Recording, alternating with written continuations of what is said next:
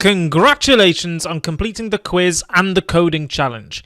I hope everything went well and you're now super confident that you've fully absorbed everything there is to know about Python variables. So let's have a quick review of this section of the course to make sure that you've gotten absolutely everything before we move on.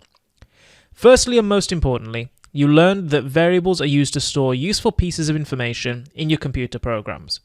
Variables are like boxes, and each variable has a name and also has a value stored inside of it. We give variables values and names using the assignment operator, which in Python is just an equals sign.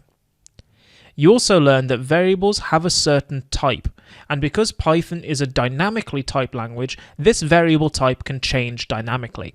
This is different to languages like C and Java, which are statically typed languages and don't let you do this. You can check a variable's type by using the type function, which makes complete sense, right? You also learned that how the name of your variables can impact the readability of your code, and I suggested to you that you stick with Python's convention and keep everything lowercase, and if you need a space, use an underscore instead. Oh, and bear in mind that the names need to start with a letter, they can't start with a number or a symbol. After that, you applied your knowledge of variables and updated the script we made earlier on in the section to make it more organized and a lot easier to change. And after that, you had a quiz to check your knowledge and you got your first taste of a coding challenge which you passed with flying colours. I mean, wow! What a lot you've covered in just this section alone. Well done! If you've followed all of that, then you're truly a master of Python variables. We're now finished with the variables section of the course and we'll be moving on to using numbers in Python.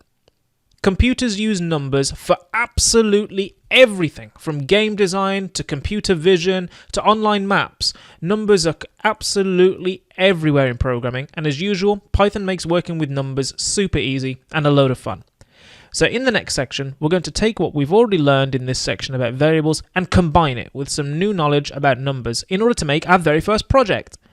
In that project, we're going to get all magical and make a health potion for a video game character, so you'll definitely want to check that out. And with that, I will once again give you my warmest congratulations for completing this section of the course, and I'll see you in the next video.